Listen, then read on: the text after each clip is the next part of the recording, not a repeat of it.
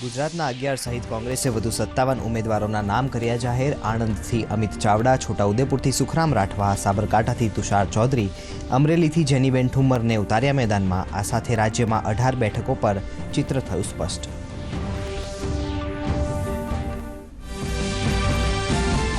કોંગ્રેસ નેતા રોહન ગુપ્તાએ પાર્ટીમાંથી આપ્યું રાજીનામું આપતા કોંગ્રેસમાં જ આક્ષેપ પ્રત્યાક્ષેપનો દોર શરૂ. કોંગ્રેસ પ્રવક્તા મનીષ દોશીએ કહ્યું, રોહન ગુપ્તાએ વિશ્વાસઘાત કર્યો, તો ડોક્ટર અમિત નાયકે કહ્યું, પાયાવિહોણા આક્ષેપને કોંગ્રેસ વખોડે છે.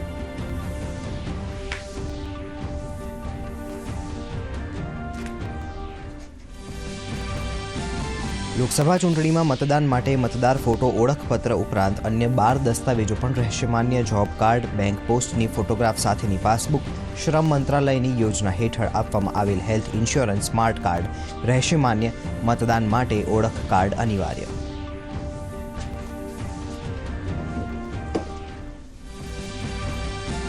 ચૂંટણીની સાથે રાજ્યમાં ગરમીનો પારો પણ ઉંચકાયો. રાજ્યમાં માર્ચ મહિનામાં સૌરાષ્ટ્ર અને કચ્છમાં હીટવેવ, રાજકોટ, અમરેલીમાં નોંધાયું 40 ડિગ્રી તાપમાન. 4 શહેરોમાં ગરમીનો પારો 39 ડિગ્રીને પાર.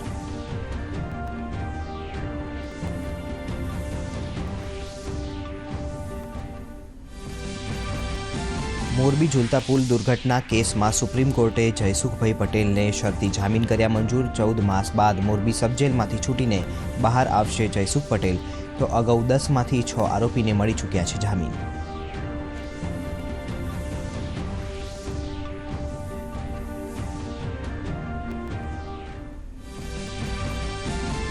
શરાબ કૌભાંડમાં ધરપકડ કરાઈ દિલ્હીના મુખ્યમંત્રી અરવિંદ કેજરીવાલને રાઉઝ એવન્યુ કોર્ટમાં કરાયા રજૂ. તો કેજરીવાલે સુપ્રીમ કોર્ટમાં કરેલી અરજી પરત ખેંચી. અરજીમાં ધરપકડ સામે કરાયો હતો પડકાર. ઈડીએ સુપ્રીમ કોર્ટમાં દાખલ કરી કેવિયેટ.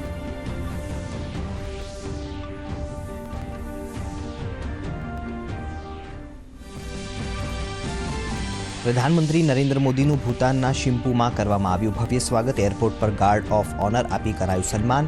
ભૂતાનમાં બંને દેશો વચ્ચે 7 સમજૂતી કરાર પર થયા હસ્તાક્ષર.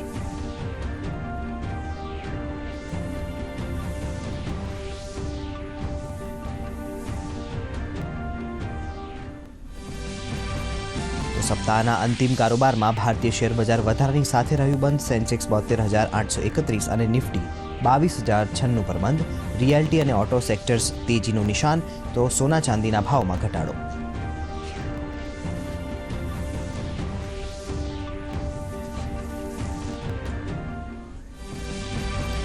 આજથી શરૂ થશે આઈપીએલ મહાકુંભ. ચેન્નઈમાં રોયલ ચેલેન્જર્સ બેંગ્લોર અને ચેન્નઈ સુપર કિંગ્સ વચ્ચે રમાશે ઓપનિંગ મેચ. મહેન્દ્રસિંહ ધોનીની જગ્યાએ ઋતુરાજ ગાયકવાડ ચેન્નઈ સુપર કિંગ્સના કેપ્ટન.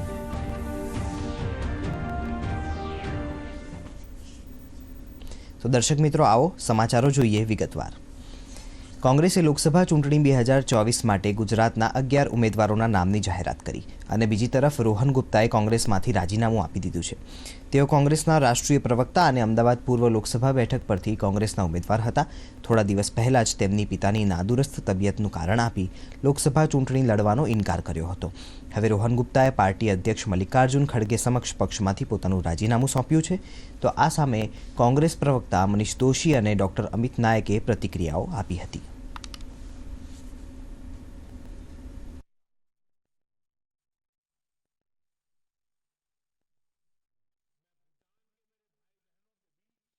आपने पार्टी के साथ विश्वास किया, पार्टी ने आप पे रखा हुआ विश्वास को आपने तोड़ा है और आपने आपकी साझेदारी भागीदारी को आगे करके पार्टी को नुकसान किया है. मैं मानता हूं कि रोहन गुप्ता कांग्रेस पार्टी के लिए जिम्मेदारी की जगह पे लायबिलिटी थी और लायबिलिटी की वजह से वो आज मुक्त हुए. मैं मानता हूं ये कांग्रेस के लिए अच्छी बात है. અમદાવાદ પૂર્વ લોકસભામાં કોંગ્રેસ પક્ષના આગેવાનો દ્વારા મધ્યસ્થ કાર્યાલય પણ તૈયાર કરી દેવામાં આવ્યું છે.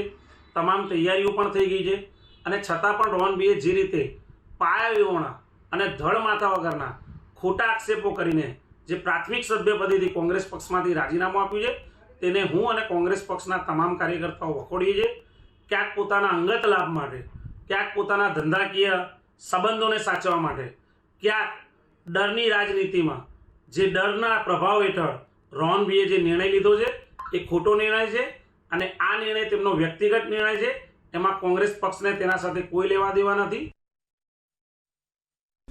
તો આ બાજુ જામનગર લોકસભા બેઠક ઉપર કોંગ્રેસ દ્વારા જેપી મારવિયાના નામની જાહેરાત સત્તાવાર રીતે કરવામાં આવી, ત્યારે હવે જામનગર લોકસભા બેઠક ઉપર કોંગ્રેસના પાટીદાર અગ્રણી જેપી મારવિયા તેમજ ભાજપના પૂનમબેન માડમ વચ્ચે જંગ જામશે.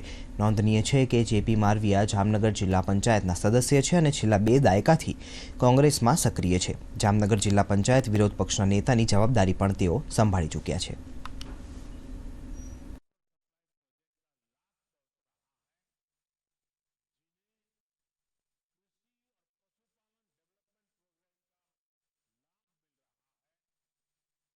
જામનગર લોકસભાની બેઠક એ દેવભૂમિ દ્વારકા અને જામનગર બંને વિસ્તાર સાથે મળી આ લોકસભાની બેઠક છે. ત્યારે મને મારી નાની ઉંમરમાં ઉમેદવાર તરીકે પસંદગી કરી છે, ત્યારે પાર્ટીએ મારા ઉપર કળશ ઢોર્યો છે, મારી ઉપર જે વિશ્વાસ રાખ્યો છે, ત્યારે તેમનો હું ખૂબ ખૂબ આભાર માનું છું. પ્રજા એનાથી ત્રાહિમામ થઈ ગઈ છે. તે લોકોએ એની અણાવડત હોય કે કેવા નિર્ણયો લીધા તે ખરેખર આપણે બધા એનાથી પૂરા વાકેફ છીએ.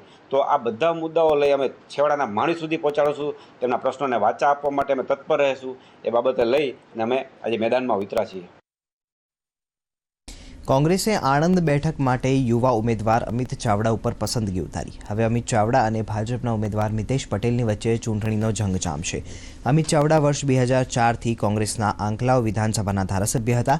અમિત ચાવડા પ્રથમવાર લોકસભાના ઉમેદવાર બનતા સ્થાનિક કોંગ્રેસી સભ્યોએ આનંદની લાગણી વ્યક્ત કરી હતી.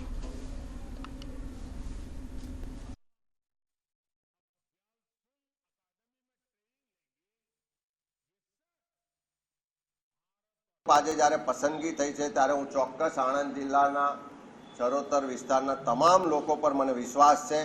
જ્યારે દેશ આઝાદ થયો ત્યારે શ્વેત ક્રાંતિ હોય, હરિત ક્રાંતિ હોય, શૈક્ષણિક સુધારાની વાત હોય, સામાજિક દૂષણોમાંથી બહાર આવવાની વાત હોય, આ તમામ બાબતોનું નેતૃત્વ, માર્ગદર્શન, દોરવણી આ જિલ્લાએ આપી છે.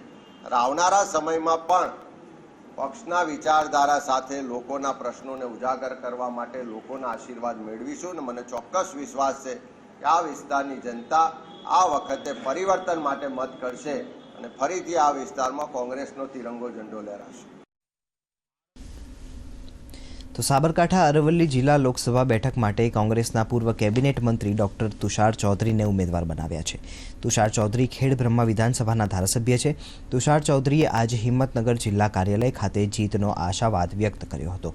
નોંધનીય છે કે તુષાર ચૌધરીના પિતા સ્વર્ગીય અમરસિંહ ચૌધરી ગુજરાતના પૂર્વ મુખ્યમંત્રી હતા. તુષાર ચૌધરીએ ભાજપના ઉમેદવારોનો 5 લાખથી લીડથી જીતવાના દાવાને તોડવાનો પણ આશાવાદ વ્યક્ત કર્યો છે. મંજૂર થયેલા કામો પણ આ સાબરકાંઠા લોકસભામાં પરિપૂર્ણ થયા નથી. એટલે મારી પ્રાથમિકતા એ રહેશે કે જે પહેલાં તો અધૂરા કામ છે એ પૂરા કરો અને બીજી જે આ વિસ્તારની માગણી હશે એ માગણી કઈ રીતે સરકારમાં રજૂઆત કરીને અસરકારક રીતે એ કામો અહીંયા આપણા વિસ્તારમાં આવે એ મારી પ્રાથમિકતા રહેશે. લોકસભાની 2024ની ચૂંટણી અંતર્ગત અતિ મહત્વની ગણાતી ગાંધીનગર બેઠક ઉપરથી કોંગ્રેસે સોનલબેન પટેલને અમિત શાહની સામે ચૂંટણી જંગમાં ઉતાર્યા. સોનલબેન પટેલ એઆઈસીસીના પૂર્વ મહામંત્રી અને મહિલા કોંગ્રેસના અગ્રણી નેતા છે. તેમણે જણાવ્યું હતું કે અમે મહિલાઓના મુદ્દા તેમજ ખેડૂતોના મુદ્દાની સાથે લોકોની સમક્ષ જઈશું.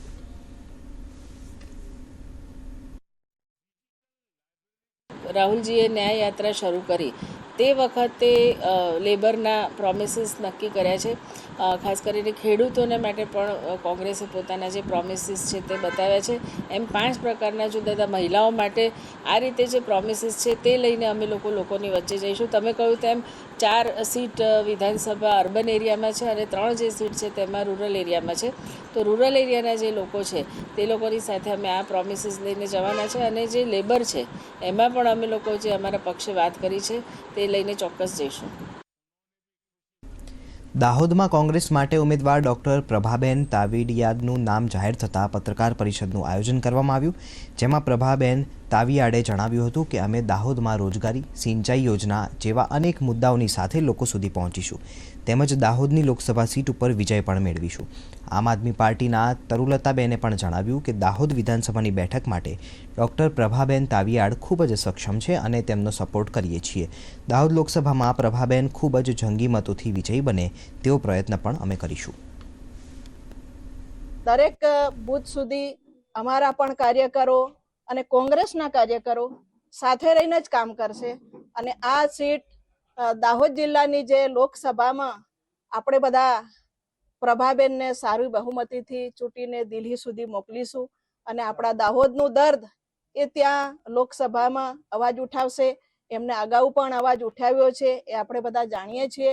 પીવાનું પાણી જે તકલીફ પડે છે કડાણાનું, એ વિતરણ વ્યવસ્થા સુધારવાની, કે જેથી અત્યારે દાહોદ સુધી આવે છે, દાહોદમાં બી પૂરું વિતરણ નથી કરતા. એટલી બધી મોંઘવારીએ માજા મૂકી છે. ખેડૂતો પોતાની આવક ફસલ વેચવા જાય છે તો એમને ભાવ નથી પડતા, જ્યારે દાળ ચોખા ખરીદવા જાય છે ત્યારે 3 ગણા ભાવ હોય છે. પેટ્રોલ ડીઝલના ભાવ પણ સેન્ચુરી પાર કરી ગયા. એટલે અમે આ મોંઘવારીનો મુદ્દો પણ અમે લઈને જઈશું. દાહોદ જિલ્લાનું ઘણું બધું કામ કર્યું છે. અનાસ નદીના બ્રિજની વાત કરું, કેન્દ્રીય વિદ્યાલયની વાત કરું, અનેક ટ્રેનો સ્ટોપેજ હર હંમેશા મતદારો માટે ઝઝુમતા રહ્યા છે. ત્યારે ફરીથી એક બાર દિલ છે, પરવાબેન ફીર છે, ટિકિટ ફાળવી છે તો આપણે જંગી બહુમતીથી પરવાબેનને જીતાડવાના છે, એમાં કોઈ શંકાની વાત નથી. દાહોદ જિલ્લાના અમારા આદિવાસી ભાઈઓ અને બહેનો ખૂબ જ ઝઝુમીને કામે લાગવાના છે. અબકી બાર પરવાબેન. લોકસભાની ચૂંટણીમાં હવે ભારતીય આદિવાસી પક્ષે પણ ઝંપલાવ્યું છે અને કેન્દ્ર શાસિત પ્રદેશ દાદરા અને નગર હવેલીમાં ઉમેદવાર તરીકે દીપકભાઈ કુરાડાનું નામની જાહેરાત કરી છે. ભારતીય ટ્રાઇબલ પાર્ટીના યુવા ધારાસભ્ય થાવરચંદ ડામોરે જણાવ્યું કે આ પાર્ટી મૂળભૂત રીતે રાજસ્થાન, મધ્યપ્રદેશ અને ગુજરાતને અડીને આવેલા ભીલ આદિવાસી પ્રભુત્વ ધરાવતા વિસ્તારોની પાર્ટી છે. ભારતીય આદિવાસી પાર્ટીના ઉમેદવાર દીપકભાઈ કુરાડાએ આદિવાસી વિસ્તારમાં મૂળભૂત સુવિધાઓ, બેરોજગારી અને જંગલ જમીનના પ્રશ્નો માટે લડાઈ માટેના જનતા વચ્ચે જવાનું નક્કી કર્યું છે.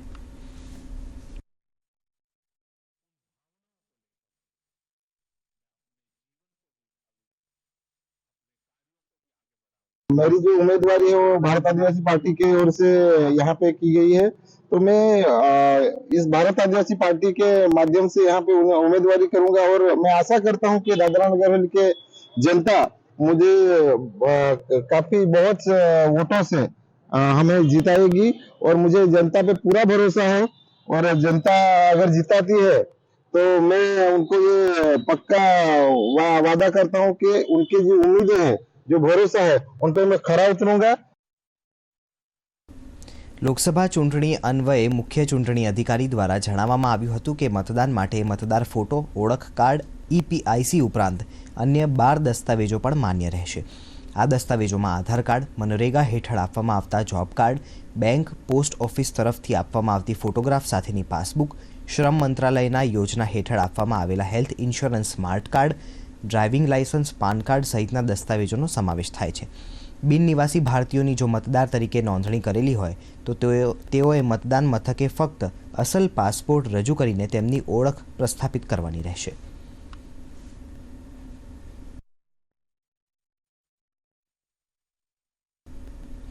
આગળ વાત કરીએ દિલ્હીના મુખ્યમંત્રી અરવિંદ કેજરીવાલની ધરપકડ બાદ આજે રાઉસ એવન્યુ કોર્ટમાં સુનાવણી ચાલી રહી છે અને ઈડીએ અરવિંદ કેજરીવાલની 10 દિવસની કસ્ટડી માંગી છે.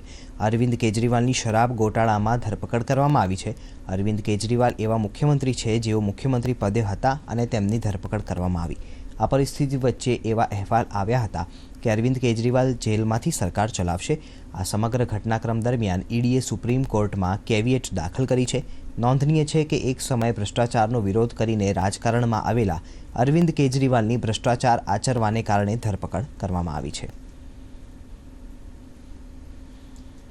તો દિલ્હી એક્સાઇઝ પોલિસી કેસ સાથે જોડાયેલા મની લોન્ડરિંગ કેસમાં ભારત રાષ્ટ્ર સમિતિના નેતા કે કવિતાની બુધવારના રોજ ઈડી દ્વારા ધરપકડ કરવામાં આવી હતી. કવિતાએ ધરપકડ વિરુદ્ધ સુપ્રીમ કોર્ટમાં અરજી કરી હતી, જેની આજે સુનાવણી કરતા સુપ્રીમ કોર્ટે કવિતાને જામીન આપવાનો ઇનકાર કર્યો હતો. કવિતાની ધરપકડને પડકારતી અરજી પર સુપ્રીમ કોર્ટે નોટિસ પણ પાઠવી હતી. જસ્ટિસ સંજીવ ખન્ના, MS સુંદરેશ અને બેલા M ત્રિવેદીની સ્પેશિયલ બેન્ચે કહ્યું કે તેને જામીન માટે ટ્રાયલ કોર્ટનો સંપર્ક કરવો જોઈએ. દરેકે સમાન નીતિનું પાલન કરવું પડશે અને તેમને જામીન માટે સીધા સુપ્રીમ કોર્ટમાં અરજી કરવાની મંજૂરી નહીં આપી શકાય. પ્રધાનમંત્રી નરેન્દ્ર મોદી આજથી 2 દિવસ માટે ભૂતાનની મુલાકાતે છે. ત્યારે ભૂતાનમાં શિમ્પુ ખાતે પ્રધાનમંત્રી નરેન્દ્ર મોદીનું ભવ્ય સ્વાગત કરવામાં આવ્યું. પ્રધાનમંત્રી નરેન્દ્ર મોદીએ શિમ્પુમાં સંબોધન કરતા જણાવ્યું હતું, અમારી વચ્ચેની મિત્રતા અને વિશ્વાસ અતૂટ છે. ભૂતાનમાં પ્રધાનમંત્રી નરેન્દ્ર મોદીને ભૂતાનના સર્વોચ્ચ નાગરિક સન્માનથી સન્માનિત કરવામાં આવ્યા.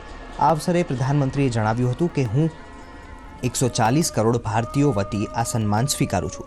પ્રધાનમંત્રી નરેન્દ્ર મોદીની આ મુલાકાતથી આવનારા સમયમાં ભૂતાન અને ભારત વચ્ચેના પરસ્પર સંબંધો વધુ મજબૂત થશે.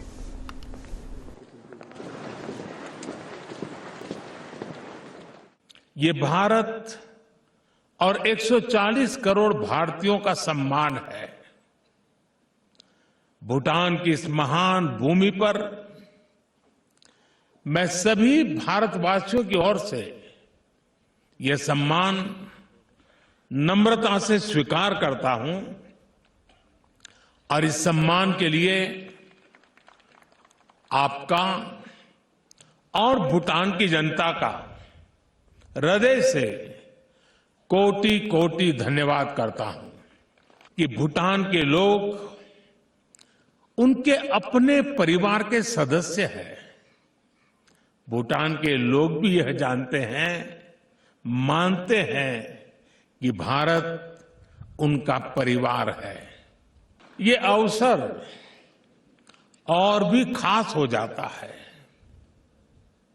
Your majesty, excellencies, friends, Bharat और भूटान के संबंध जितने प्राचीन है उतने ही नवीन और सामयिक भी है. તો દર્શક મિત્રો, સીધું જોડાઈએ જીવંત પ્રસારણમાં ભૂતાનથી કે જ્યાં આગળ પ્રધાનમંત્રી નરેન્દ્ર મોદી સંબોધિત કરી રહ્યા છે.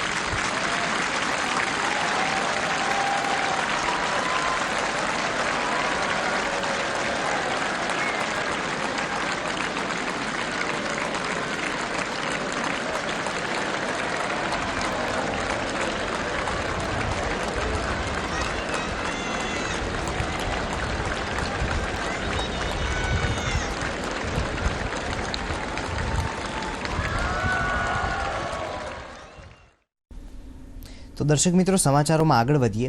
બિહારના સુપૌલમાં નિર્માણાધીન પુલનો સ્લેબ તૂટી પડતા એક વ્યક્તિનું કરુણ મોત થયું. આ દુર્ઘટનામાં 9 લોકો ઘાયલ થયા છે. પુલ તૂટી પડતા રાહત અને બચાવ કામગીરી યુદ્ધના ધોરણે શરૂ કરવામાં આવી છે. આ દુર્ઘટના સવારે 7 વાગે ઘટી હતી. પુલ તૂટી પડતા તેના કાટમાળની નીચે 30 જેટલા શ્રમિકો ફસાયા હોવાની વિગતો સામે આવી છે. હિંસાગ્રસ્ત હૈતીમાં ફસાયેલા ભારતીયોને બહાર કાઢવા માટે ભારત સરકારે ઓપરેશન ઇન્દ્રાવતી શરૂ કર્યું છે. આ ઓપરેશન અંતર્ગત ગઈકાલે હૈતીમાંથી 12 ભારતીયોને સુરક્ષિત રીતે બહાર કાઢવામાં આવ્યા હતા.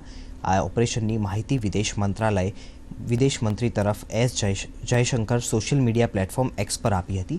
એસ જયશંકરે કહ્યું કે ભારતે હૈતીમાંથી તેના નાગરિકોને બહાર કાઢવા માટે ઓપરેશન ઇન્દ્રાવતી શરૂ કર્યું છે. ગુરુવારે 12 ભારતીયોને બહાર કાઢવામાં આવ્યા હતા. એસ જયશંકરે મદદ માટે ડોમિનિકન રાજ્યની સરકારનો આભાર પણ વ્યક્ત કર્યો. તો સપ્તાહના અંતિમ કારોબારમાં ભારતીય શેરબજારમાં હકારાત્મક વલણ જોવા મળ્યું. સેન્સેક્સ 190 અંકના વધારાની સાથે 72,831 આસપાસ, તો નિફ્ટી 84 અંકના વધારાની સાથે 22,096 આસપાસ કારોબાર કરી રહ્યો હતો.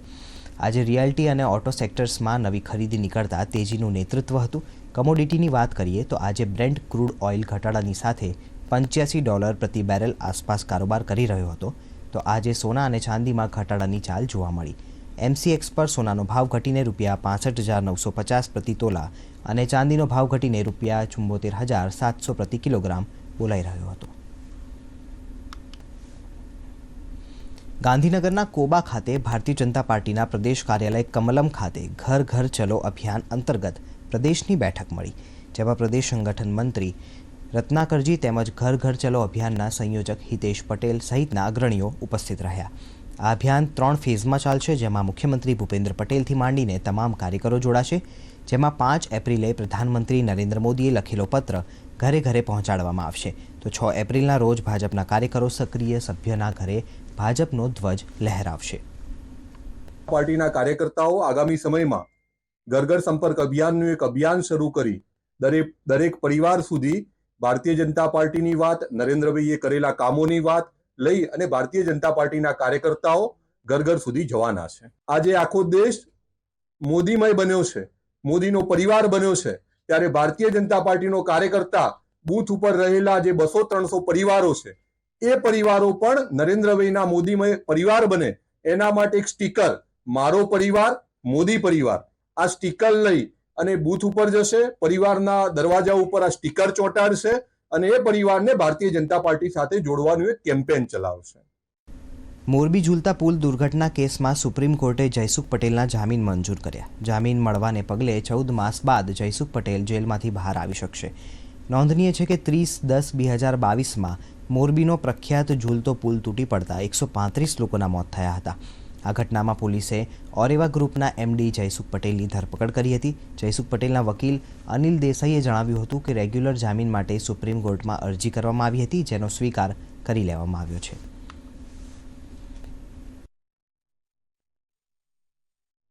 પોલીસ તંત્ર દ્વારા જે કલમોનો ઉપયોગ કરવામાં આવ્યો છે એ ખોટો કલમો ઉમેરીને ખોટી રીતે જયસુખભાઈને એરેસ્ટ કરેલા હતા, પણ એ અત્યારે વિષયાંતર કરવું નથી, પણ સુપ્રીમ કોર્ટમાં ન્યાયનો વિજય થયો છે, એટલું જ હું કહું છું. જયસુખભાઈ ઉદ્ધવજીભાઈ ભાલોડિયાને સુપ્રીમ કોર્ટે આજ જામીન આપ્યા છે. તો અરવલ્લી જિલ્લામાં લોકસભાની ચૂંટણીને ધ્યાનમાં રાખીને આદર્શ આચારસંહિતાનો ચુસ્તપણે અમલ જોવા મળી રહ્યું છે. અરવલ્લી જિલ્લા ચૂંટણી વિભાગ દ્વારા અલગથી હેલ્પ સેન્ટર પણ શરૂ કરવામાં આવ્યો છે. અત્યાર સુધીમાં ખાનગી તેમજ સરકારી બિલ્ડિંગ મળીને કુલ 3622 પોસ્ટર્સ અને હોર્ડિંગ્સ ઉતારી લેવામાં આવ્યા. આ સિવાય સી વિજિલ એપ્લિકેશન પર મળેલી 24 જેટલી ફરિયાદોનું નિવારણ પણ ચૂંટણી વિભાગ દ્વારા કરવામાં આવ્યું.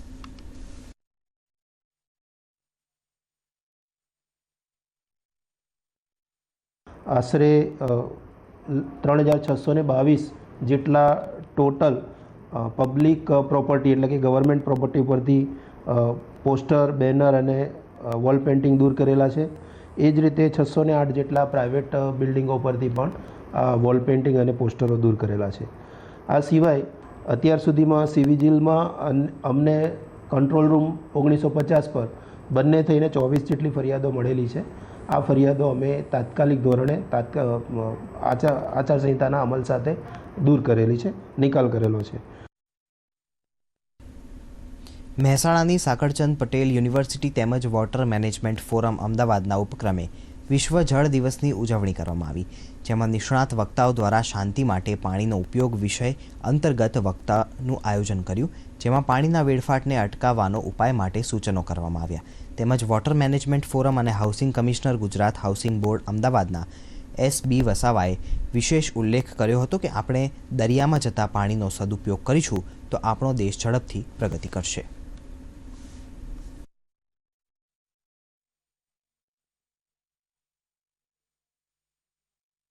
પાણી માટે આપણે સેલ્ફ રિલાયન્ટ થવું પડશે અને આ દેશ પાસે એટલું બધું પાણી છે કે જે જો વેડફીએ નહીં ને તો આખો દેશ, એટલે એ પાણી દરિયે ના જતું રહે તો આખો દેશ 3 ફૂટ પાણીમાં ડૂબી જાય એટલું વોલ્યુમમાં પાણી પડે છે. છતાં આપણે વિશ્વમાં 13મો વોટર સ્ટ્રેસ કન્ટ્રીમાં આવીએ છીએ. મેસેજ જે આવનારી પેઢીને આપ્યો છે કે પાણી છે તો એનો કરકસરયુક્ત ઉપયોગ કરો, એફિશિયન્ટ યુઝ કરો, કે જેથી આપણે આવનારી પેઢીઓ માટે આપણે પાણી છોડી શકીએ. જો પાણીનો અમર્યાદિત ઉપયોગ કરીશું તો એવા સમય દૂર નહીં હોય કે આપણા માટે પીવા માટે પણ આપણી પાસે પાણી નહીં રહે. તો દેટ ઇઝ ધ મેસેજ જે વોટર મેનેજમેન્ટ ફોરમ દરેક કોલેજમાં, દરેક જગ્યાએ જઈ અને એક અવેરનેસનું કામ કરે છે. કે જો આજે આપણે પાણી બચાવીશું તો આવનારા દિવસોમાં આપણે વિશ્વને બચાવી શકવાના છીએ. અને અમારા એક્સપર્ટે હમણાં જ કહ્યું કે પાણી એ શાંતિ માટેનું બી પ્રતીક છે અને પાણી એ અશાંતિ માટેનું પણ કારણ છે. જે ઘણા દેશોની અંદર પાણી અત્યારે ટેન્કરોથી પહોંચે છે અને વિશ્વની અંદર જો ચોથું વિશ્વયુદ્ધ થશે તો એના માટેનું પણ કારણ ક્યાંક પાણીને ગણવામાં આવે છે. ત્યારે આપણે આજના દિવસે પાણીની અગત્યતાને સમજી અને વધુમાં વધુ પાણીનો બચાવ કરીશું એવી આશા રાખીએ. તો ફાગણી પૂનમને લઈને દ્વારકામાં ભક્તોની ભારે ભીડ જોવા મળી રહી છે. દ્વારકા આવતા પદયાત્રીઓ માટે વહીવટતંત્ર દ્વારા અલાયદી વ્યવસ્થાઓ ઊભી કરવામાં આવી. જગત મંદિરમાં આજથી કીર્તિ સ્તંભથી મંદિરમાં પ્રવેશ અને દર્શન કરીને બીજા ગેટથી બહાર નીકળવાની વ્યવસ્થા કરવામાં આવી છે. તો ટ્રાફિક જામની સ્થિતિ નિવારવા આગામી 27 માર્ચ સુધી સુદર્શન બ્રિજના ઓખા તરફ આવેલા છેડેથી શ્રી દ્વારકાધીશ મંદિર બેટ સુધી ભારે વાહનો તેમજ ખાનગી બસના પ્રવેશ પર પ્રતિબંધ મૂકવામાં આવ્યો છે.